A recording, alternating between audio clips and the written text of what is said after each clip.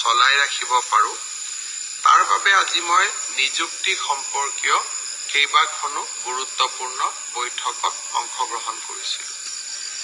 যতে মই যাওঁ তাতে আমাৰ আৰক্ষীত আবেদন কৰা লৰা ছোৱালী সকলে মোক সুধি থাকে যে দাদা মামা পুলিচৰ ফিজিক্যাল ইন্টাৰভিউ কেতিয়াৰ পৰা আৰম্ভ হ'ব। আমি অসম পুলিচত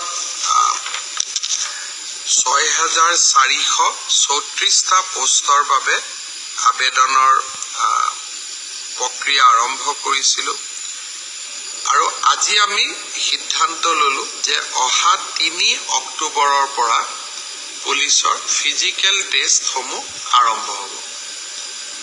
গতিকে মই সকলোকে অনুৰোধ কৰিম যে বানপানীৰ যেতিয়াই পানী শুকাব আমাৰ খেলপথাৰসমূহ মুকলি হ'ব, আমি দৌৰা প্ৰেক্টিছ আৰম্ভ কৰিব লাগে কাৰণ 3 অক্টোবৰৰ পৰা অসম আৰক্ষীৰ ফিজিক্যাল টেষ্ট আৰম্ভ হ'ব।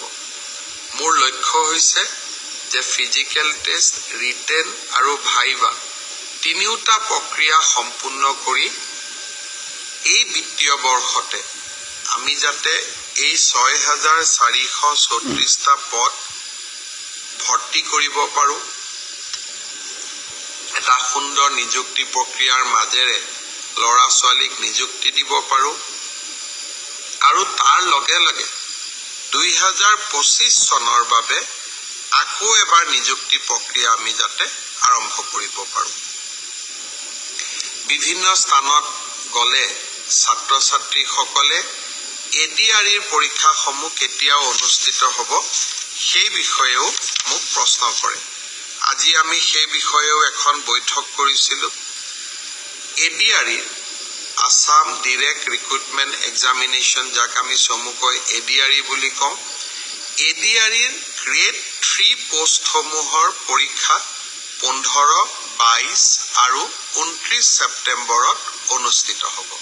মই আকৌ এবাৰ কৈছো যে গ্ৰেড 3 পোষ্টসমূহৰ বাবে ইন্টাৰভিউ 15, 22 আৰু 29 ছেপ্টেম্বৰত অনুষ্ঠিত হ'ব।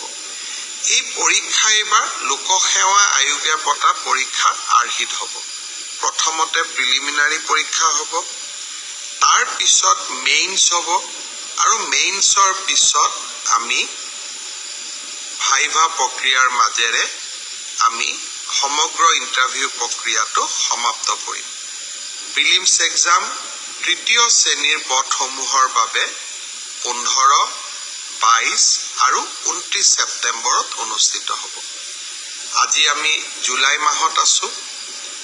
মই আশা কৰোঁ যে আমাৰ শিক্ষাৰ্থীসকলে, চাকৰি প্ৰাৰ্থীসকলে যাতে পঢ়া শুনা আৰম্ভ কৰে।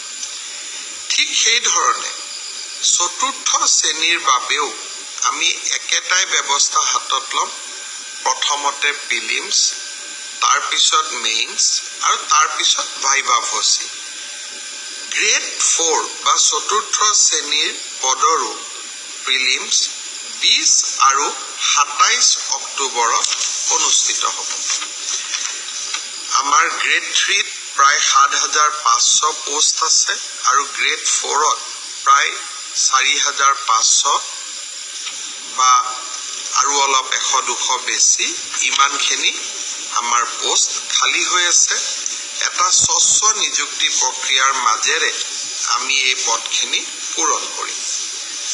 এলিমেণ্টাৰী এডুকেশ্যন প্ৰাথমিক শিক্ষা বিভাগৰ শিক্ষকসকলৰ নিযুক্তিৰ প্ৰক্ৰিয়াও খুব সোনকালে আৰম্ভ হ'ব। অৱশ্যে সেকেন্ডাৰী এডুকেশ্যনত আমাৰ অকণমান সময় লাগিব কাৰণ প্ৰথমবাৰৰ বাবে অসমত আমি গ্ৰেজুৱেট টিচাৰ মেথছ বুলি এটা নতুন পদ সৃষ্টি কৰিব খুজিছো।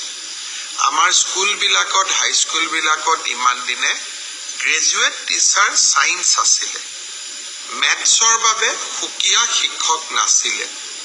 যোৱা কালি শিক্ষা বিভাগৰ লগত মই বহুত দেৰি বহিছিলো আৰু আমি এটা সিদ্ধান্ত লৈছো যে আমাৰ হাইস্কুল বিলাকত গ্ৰেজুৱেট টিচাৰ মেথছ বুলি এটা সুকীয়া পদ হ'ব লাগে যাতে গণিতৰ ওপৰত আমি একোজন শিক্ষক নিযুক্তি দিব পাৰোঁ। গণিতৰ শিক্ষক নোহোৱা বাবে